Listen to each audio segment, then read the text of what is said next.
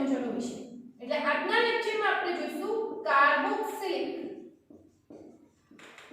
Acid સંયોજનો વિશે। વિદ્યાર્થી મિત્રો, આના અગાઉના લેક્ચરોમાં વાત કરીએ તો આપણે જોઈ ગયા આલ્ડીહાઇડ અને કીટોન સંયોજનો વિશે, જેની અંદર આલ્ડીહાઇડ કીટોન સમૂહનું બંધારણ જોયું, આપણે નામકરણ, IUPAC નામકરણ, સામાન્ય નામ જોયું, આલ્ડીહાઇડ કીટોનની બનાવટ માટેની અલગ અલગ પ્રક્રિયાઓ, આલ્ડીહાઇડ કીટોનની જે રાસાયણિક પ્રક્રિયાઓ હતી તેના વિશે પણ અગાઉના લેક્ચરોમાં આપણે ચર્ચા કરી હતી। હવે આ જ રીતે આપણે હવે ત્રીજો જે ક્રિયાશીલ સમૂહ છે, ત્રીજા ક્રિયાશીલ સમૂહની વાત કરવાની છે, કાર્બોક્સિલિક એસિડ સંયોજન। આપણે સૌ જાણીએ છીએ કાર્બોક્સિલિક એસિડ સંયોજનોની અંદર COOH ક્રિયાશીલ ગ્રુપ આવેલું હોય છે અને COOH ક્રિયાશીલ ગ્રુપ હાજર હોય તો એવા સંયોજનોને આપણે કાર્બોક્સિલિક એસિડ સંયોજનો કહેતા હતા। આ જે કાર્બોક્સિલિક એસિડ સંયોજનો છે તેની અંદર જો આપણે કહેવું હોય તો જે કાર્બોનિલ કાર્બન હતો, કાર્બન અને ઓક્સિજન વચ્ચે દ્વિબંધ ધરાવતો જે કાર્બન, આ કાર્બોનિલ કાર્બન હશે એ હાઇડ્રોક્સિલ ગ્રુપ જોડે જોડાયેલો રહેતો હતો। એટલે OH જે ગ્રુપ કહીએ એ OH ગ્રુપ કયું હતું? હાઇડ્રોક્સિલ। અને આ કાર્બોનિલ જે કાર્બન હતું, એટલે અહીંયા કાર્બોનિલ કાર્બન હાઇડ્રોક્સિલ ગ્રુપ સાથે જોડાયેલો રહે છે અને હાઇડ્રોક્સિલ ગ્રુપ સાથે જોડાયેલો રહેતો હોવાથી આ સંયોજનને કહેવામાં આવતું હતું કાર્બોક્સી સંયોજન। અને કાર્બોક્સી સંયોજન ઉપરથી તેનું નામ પડ્યું છે કાર્બોક્સિલિક એસિડ સંયોજન। આ કાર્બોક્સિલિક એસિડ સંયોજનોની અંદર વિવિધ પ્રકારની કાર્બનની સંખ્યા ધરાવતા એસિડ સંયોજનો આપણને પ્રાપ્ત થાય છે। તેના પૈકી વાત કરીએ કાર્બનની સંખ્યા જે કે C12 થી માંડી અને C18 સુધીની હોય તો કાર્બનની સંખ્યા જો 12 થી 18 સુધીની હતી તો આવા સંયોજનોને ઓળખવામાં આવતા હતા ફેટી એસિડ સંયોજનો તરીકે। અને જે આ ફેટી એસિડ સંયોજનોની આપણે વાત કરીએ તો આપણા શરીરમાં જવાબદાર ઘણા બધા પ્રોટીન, ન્યુક્લિક એસિડ, આ બધા સંયોજનોની અંદર જે ગ્લિસરોલના એસ્ટર સંયોજનો હશે આ બધાની અંદર મહત્વનો ભાગ ભજવતા હશે। તો હવે આપણે અહીંયા વાત કરવાની છે આલ્ડીહાઇડ અને કીટોન સંયોજનોના નામકરણ અને બધી વસ્તુ જોયા પછી કાર્બોક્સિલિક એસિડ જે સંયોજનો છે આ કાર્બોક્સિલિક એસિડ સંયોજનોના નામકરણની છે। કાર્બોક્સિલિક એસિડ સંયોજનોના નામકરણની અંદર બે પ્રકારના નામનો અભ્યાસ કરવાનો છે, સામાન્ય નામ અને IUPAC નામ। IUPAC નામ તે પૈકી આપણે પહેલા લઈશું અને તેના પછી વાત કરીશું સામાન્ય નામની। અહીંયા IUPAC નામ લખતી વખતે જેટલી કાર્બન સંખ્યા હોય એ કાર્બન સંખ્યાનું જે આલ્કેનનું નામ હશે એને ઓઇક એસિડ પ્રત્યે લગાડવામાં આવતો હતો અને જો વધુ કાર્બન સંખ્યા હશે તો COOH નો કાર્બન જે બાજુ જોડાયેલો હોય તેને પ્રથમ નંબર મળે એ રીતે અહીંયા નંબર આપવાનું રહેતું હશે। એટલે અહીંયા ઉદાહરણ જોઈએ તો એ પ્રમાણે તમે અલગ અલગ નામ એના નામના ઉદાહરણો જોશો તો એ પૈકી ખબર પડશે। જ્યારે એ બે કે એવા ક્રિયાશીલ સમૂહ COOH જોડાયેલા હોય તો ડાય, ટ્રાય એવા પ્રત્યય લગાડવામાં આવતા હતા અને પછી ઓરિજિનલ એસિડનું નામ લખવામાં આવતું હતું। હવે અહીંયા વાત કરીએ HCOOH। દરેક વખતે COOH જે ક્રિયાશીલ સમૂહ અહીંયા આવેલો છે, જ્યારે એક જ ક્રિયાશીલ સમૂહ COOH હોય ત્યારે એ કાર્બનને આપણે ગણતરીમાં લઈએ છીએ અને બે કરતા વધારે જો COOH હશે ત્યારે આપણે એ COOH ના કાર્બનને ગણતરીમાં લઈશું નહીં। તો અહીંયા આ સંયોજન જોઈએ પહેલું HCOOH। HCOOH કાર્બનની સંખ્યા અહીંયા 1 હતી અને કાર્બનની સંખ્યા 1 એટલે કહેવાશે મિથેન અને મિથેનને ઓઇક એસિડ પ્રત્યે લાગે એટલે એનું નામ બનતું હતું મિથેનોઇક એસિડ। Methanoic acid. પછી વાત કરીએ બીજા નંબરનું સંયોજન। બીજા નંબરનું સંયોજન CH3COOH। CH3COOH કાર્બનની સંખ્યા 1 અને 2। કાર્બનની સંખ્યા 2 એટલે એને કહેવાશે ઇથેન અને એને ઓઇક એસિડ પ્રત્યે લાગશે તો નામ બનશે ઇથેનોઇક એસિડ। પછી વાત કરીએ સંયોજન CH3CH2COOH। CH3CH2COOH કાર્બનની સંખ્યા 1, 2 અને 3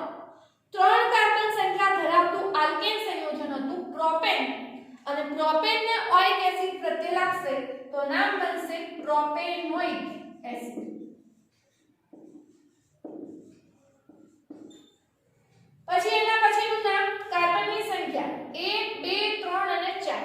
કાર્બનની સંખ્યા 4 તો સંયોજન કહેવાતું હતું બ્યુટેન અને બ્યુટેનને ઓઇક એસિડ પ્રત્યે લાગશે તો નામ બનશે બ્યુટેનોઇક એસિડ. હવેનું સંયોજન આપણને આ રીતે આપેલું છે CH3 twice CHCOOH. CH3 twice CHCOOH. આની અંદર જોઈએ તો આ જે બે મિથાઇલ ગ્રુપ છે આ બે મિથાઇલ ગ્રુપ અહીંયા CH સાથે જોડાયેલા છે અને CH સાથે જોડાયેલા છે તો આપણને એને છૂટું પાડી અને લખતા આવડવું જોઈએ કે અહીંયા CH3 એક આ CH જોડે બીજો CH3 અહીંયા આ રીતે જોડાયેલો છે અને COOH.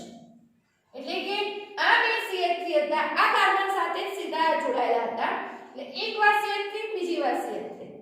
હવે અહીંયા મિથાઇલનો એક જગ્યાએ વિસ્થાપન થશે અને વિસ્થાપન છે માટે કાર્બનની જે શૃંખલા હશે તેને આપણે નંબર આપવો પડશે.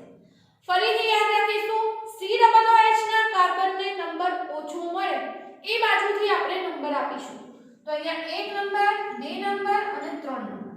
હવે અહીંયા બીજા નંબરના કાર્બનની વાત કરીએ તો બીજા નંબરના કાર્બને કયો ગ્રુપ મિથાઇલ ગ્રુપ જોડાયેલો છે અને મિથાઇલ ગ્રુપ જોડાયેલો છે તો લખાશે 2 મિથાઇલ. હવે આના માટે મિથાઇલ લખી દીધું તો આપણા જોડે વધ્યા કેટલા કાર્બન 3 કાર્બન વધતા હતા અને 3 કાર્બન માટે લખાશે પ્રોપેન તો 2 મિથાઇલ નામ બનશે પ્રોપેનોઇક એસિડ. એટલે પ્રોપેન ને ઓઇક એસિડ પ્રત્યે લાગશે અને નામ બનશે પ્રોપેનોઇક એસિડ. હવે એના પછીનું નામ હવેના નામમાં તમે જોઈ શકો છો કે COOH બે વાર આવેલા છે અને બે વાર આવેલા હોય તો એના માટે પ્રત્યય લાગતો તો ડાય પ્રત્યય અને ડાય પ્રત્યય લાગશે એટલે અહીંયા નામ બનશે ઇથેન. હવે જ્યારે બે COOH આવેલા હોય ત્યારે એના જે આલ્કેનનું નામ ઓરિજિનલ નામ લખી અને બે વાર હોય તો ડાય પૂર્વક લગાવી અને ડાયોઇક એસિડ એ રીતે એનું નામ લખવામાં આવ્યું. તો અહીંયા આપણે જોઈએ કાર્બનની સંખ્યા 2 તો ઇથેન ડાયોઇક એસિડ. પછી જુઓ COOH વચ્ચે Cl પરંતુ તમે ટોટલ કાર્બનની સંખ્યા ગણવા જશો તો ટોટલ કાર્બનની સંખ્યા અહીંયા થાય છે 3. તો પ્રોપેન 1 2 3 અહીંયા આવશે પ્રોપેન ડાયોઇક એસિડ. હવે આ જે નામ છે તમે આમ જો નામ પહેલા યાદ રાખો તો સરળતાથી યાદ રાખી શકો છો. COOH એક CH2 એડ કર્યા પછી બીજો CH2 આવે તો CH2 twice અહીંયા તમે કૌંસ કરી લખો તો CH2 1 ટાઈમ્સ કહેવાશે પણ 1 ને આપણે લખતા નથી તો 1 ટાઈમ્સ 2 ટાઈમ્સ 3 ટાઈમ્સ 4 ટાઈમ્સ આટલે સુધીના આપણે એસિડ લેવાના છે. તો અહીંયા પ્રોપેન ડાયોઇક એસિડ. હવે જો એક અહીંયા બે CH એટલે બે કાર્બન બે અને ટોટલ 2 એટલે ટોટલ 4 થયા. 4 થયા તો એનું નામ બનશે બ્યુટેન ડાયોઇક એસિડ. 3 કાર્બન અને આ બે COOH ના બીજા બે તો 3 ને બે ટોટલ થયા 5 તો 5 કાર્બન તો કહેવાશે પેન્ટેન ડાયોઇક એસિડ. એ જ રીતે 4 અને બે COOH ના કાર્બન ગણીએ તો 4 ને 2 6 તો નામ બનતું હતું હેક્સેન ડાયોઇક એસિડ. હેક્સેન ડાયોઇક એસિડ. હવે ખાસ ધ્યાન રાખવા જેવું કે જ્યારે બે કરતા વધારે COOH આપેલા હોય ત્યારે એક પણ COOH ને ગણતરીમાં ના લેતા તમારે જે આલ્કેન શ્રેણીમાં COOH નો ઓછો નંબર મળે એ બાજુથી નંબર આપવો પડશે.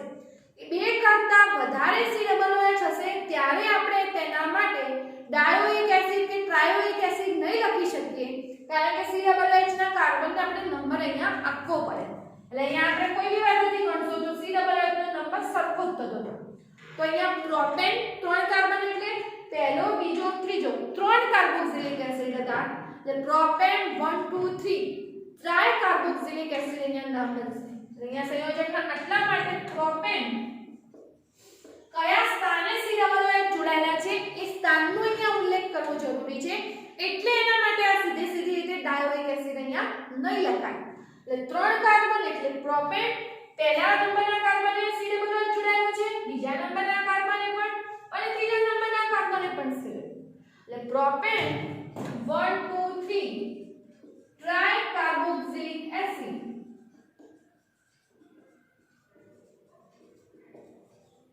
આ એનું નામ હશે. પછી વાત આવશે બેન્ઝીન રિંગ ઉપર C=H. તો બેન્ઝીન ઉપર C=H, તો બેન્ઝીન રિંગ ઉપર જોડાયેલા તો બેન્ઝીન અને C=H માટે આપણે લખીશું carboxylic acid. Benzene carboxylic acid. પછી બેન્ઝીન રિંગ ઉપર CH2COH જોડાયેલા છે. હવે અહીંયા ધ્યાનમાં રાખવા જેવું કે COH કાર્બન જે બાજુ હશે એ કાર્બનને પહેલો નંબર મળશે, એના પછીના કાર્બનને આપણે ક્રમશઃ નંબર આપતા જઈશું. તો અહીંયા પહેલો નંબર આ કાર્બનને અને બીજો નંબર અહીંયા આ કાર્બનનો મળશે. તો અહીંયા બીજા નંબરે બેન્ઝીન રિંગ જોડાયેલી છે. બેન્ઝીન માટે આપણે ફિનાઇલ લખીએ છીએ, 2-phenyl benzoic acid એ નામ અહીંયા કહેવાશે. એટલે 2-phenyl કેમ કે બીજા નંબરના કાર્બને અહીંયા શું જોડાયેલું છે બેન્ઝીન, એટલે એના માટે 2-phenyl. અને હવે તમે કાર્બન કરો તો 1 અને 2 કાર્બન એટલે 2-phenyl ઇથેનોઇક એસિડ. આ રીતે અહીંયા નામ બનશે. ફરીથી બીજા નંબરના કાર્બને બેન્ઝીન રિંગ એટલે 2-phenyl, અહીંયા બે કાર્બન એટલે એના માટે લખાતું હતું ઇથેનોઇક એસિડ. બીજી વાત કે અહીંયા જે બેન્ઝીન રિંગ ઉપર C=H છે, બેન્ઝીન રિંગ ઉપર COH ને કહેવાતું હતું બેન્ઝોઇક એસિડ તરીકે પણ ઓળખાય છે. એ પણ તેનું આયુક્લિયસિડ નામ હતું બેન્ઝોઇક એસિડ. આ સિવાય એક બેન્ઝીન રિંગમાં બીજું નામ જોઈએ કે બેન્ઝીન રિંગ ઉપર બે COH આવેલા હોય. તો બેન્ઝીન રિંગ ઉપર જો બે COH આવેલા હોય આ રીતનું નામ બેન્ઝીન રિંગ COH. તો આ 1 સ્થાન અને 2 સ્થાન બેન્ઝીન 1,2 ડાયકાર્બોક્સિલિક એસિડ. કેમ કે બે વાર COH માટે આપણે કાર્બોક્સિલિક એસિડ લખશું. અહીંયા આપણે ડાયોઇક કેવું લખી શકતા નથી કારણ કે COH નો કાર્બન આખો એની ગણતરીમાં આવતો નથી માટે. એટલે અહીંયા બેન્ઝીન 1,2 ડાયકાર્બોક્સિલિક એસિડ આ પ્રકારે અહીંયા નામ થશે. તો આ જોઈએ આપણે IUPAC નામ. હવે આપણે ચર્ચા કરીએ છીએ સામાન્ય નામની, પરંતુ એ પહેલા આ IUPAC નામ દરેક જણે તૈયાર કરી અને પોતાના ચોપડાની અંદર લખી દેવાનું.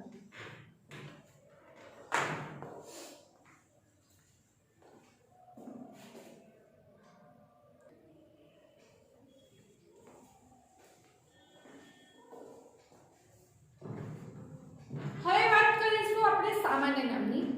તો સામાન્ય નામ મોટા ભાગે એસિડના પ્રાપ્તિ સ્થાન હશે તેના ઉપરથી, બીજી કોઈની ખાસિયત ઉપરથી, કાં તો પછી જે આલ્કેનનું નામ હતું એને ઓલિક એસિડ પ્રત્યે લગાડી અને પછી લખવામાં આવતા હતા.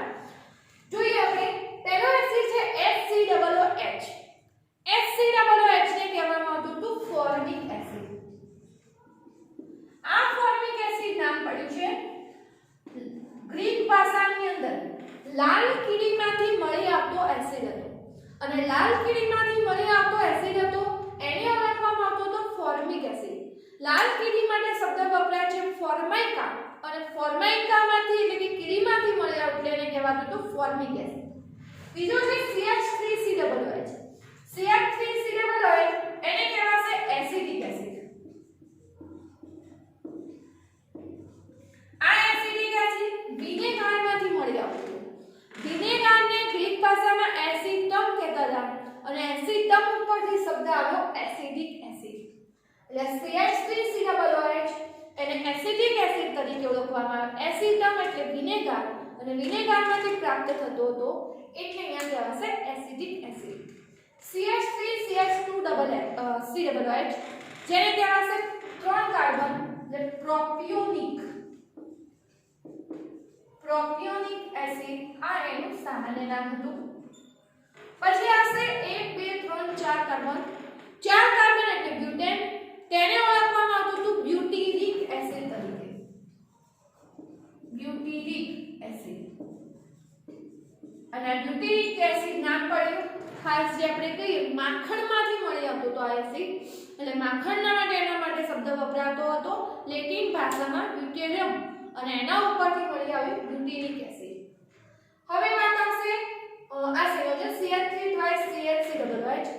અહીંયા આપણે છૂટું પાડીને લખેલું બીજા નંબરે મિથાઇલ. જ્યારે બીજા નંબરે મિથાઇલ જોડાયેલો હોય ત્યારે શબ્દ વપરાય છે આઇસો. અને આઇસો લખીએ છીએ ત્યારે એ કાર્બનને આપણે ગણતરીમાં લઈએ છીએ તો ટોટલ 4 કાર્બન. તો આનું નામ બનતું હતું આઇસોબ્યુટીરિક એસિડ. આઇસોબ્યુટીરિક એસિડ. પછી આવશે COOH. આનું નામ હતું ઓક્ઝેલિક એસિડ. આ ઓક્ઝેલિક એસિડને ઘણીવાર અણુસૂત્ર રૂપે H2C2O4 આ રીતે પણ લખેલો હોય છે. જ્યાં C2O4 2 કહીએ આપણે ઓક્ઝેલિક આયન કહેતા હતા. તો અહીંયા COOH ઓક્ઝેલિક એસિડ કહેવાશે. પછીનું આવતું હતું એક CH2 હોય 3 કાર્બન થશે ટોટલ મેલોનિક એસિડ તરીકે. મેલોનિક એસિડ. પછી CH2 ની સંખ્યા 1 વધશે તો આ જે એસિડ હતો COOH સક્સિનિક એસિડ તરીકે ઓળખાશે. સક્સિનિક એસિડ. પછી CH2 3 ટાઈમ્સ હશે ત્યારે જે એસિડ આવતો હતો એ ઓળખાતો હતો ગ્લુટારિક એસિડ તરીકે. આ સૂત્ર હશે ગ્લુટારિક એસિડ. પછી વાત આવશે CH2 4 ટાઈમ્સ. CH2 4 ટાઈમ્સ ઓળખાશે એડિપિક એસિડ તરીકે. Adipic acid. COOH 1 2 3 ત્રણ સ્થાને હતા. 3 માં COOH એટલે ટ્રાઈ કાર્બાઇલિક એસિડ તરીકે ઓળખાતું હતું આ સંયોજન. આનું નામ આવશે ટ્રાઈ કાર્બાઇલિક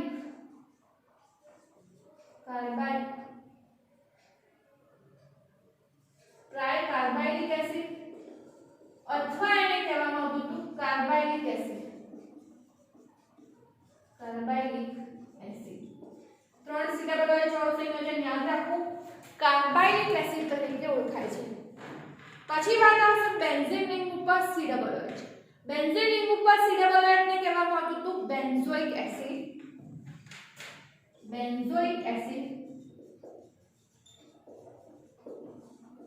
પછી આવતું હતું CH2COOH બેન્ઝીન રિંગ ઉપર. આપણે CH3COOH ને એસિડિક એસિડ કહીએ છીએ. અહીંયા એસિડિક એસિડમાં હાઇડ્રોજન CH3COOH નો ઓછો છે અને બેન્ઝીન રિંગ જોડેલી છે તો એને કહેવાશે ફિનાઇલ એસિડિક એસિડ. તો આ સંયોજન બનતું હતું ફિનાઇલ એસિડિક એસિડ. અને આના પહેલા એક બીજું નામ જોયું હતું બેન્ઝીન રિંગ ઉપર 1 2 સ્થાને આપણે લીધેલા COOH. તો 1 2 સ્થાને જો આ રીતે COOH હોય તો તેને કહેવામાં આવતું હતું થેલિક એસિડ. એટલે આ સૂત્ર હતું થેલિક એસિડનું. એ પણ રાસાયણિક પ્રક્રિયાઓ માટે ધ્યાનમાં રાખવું. અહીંયા ખાસ ધ્યાનમાં રાખવા જેવું કે કાર્બોક્સિલિક એસિડ સંયોજનોની અંદર જે સામાન્ય નામ છે અલગ અલગ પ્રાપ્તિ સ્થાન અલગ અલગ રીતે આપેલા હોય તો અહીંયા સામાન્ય નામ ખાસ વ્યવસ્થિત રીતે તમારે તૈયાર કરવાના રહેશે. બીજું કે અહીંયા જે નામ આપેલા છે COOH આ જે ટોટલ 4 સુધીના સંયોજનો છે એને જો યાદ રાખવા હોય તો COOH તો ઓક્ઝેલિક એસિડ આખું H2C2O4 અલગ થાય છે. પછી 1 2 3 એ જો તમારે શોર્ટમાં યાદ રાખવું હોય તો અહીંયા શબ્દ તમે યાદ રાખશો મેસેજ. અને પછી અહીંયા એક એ રીતે તો એડિપિક એસિડ. અહીંયા નામ ખાસ એકબીજામાં મિશ્ર ના થાય એ માટે તમે શોર્ટ ફોર્મ બનાવી અને પણ આ રીતે સામાન્ય નામ યાદ રાખી શકો છો. તો આજના લેક્ચરમાં આપણે જોયા કાર્બોક્સિલિક એસિડના સામાન્ય નામ અને આયુપીએસી નામ બંને નામ વ્યવસ્થિત રીતે ચોપડાની અંદર લખી અને બરાબર કમ્પ્લીટ તમારે તૈયાર કરવાના રહેશે.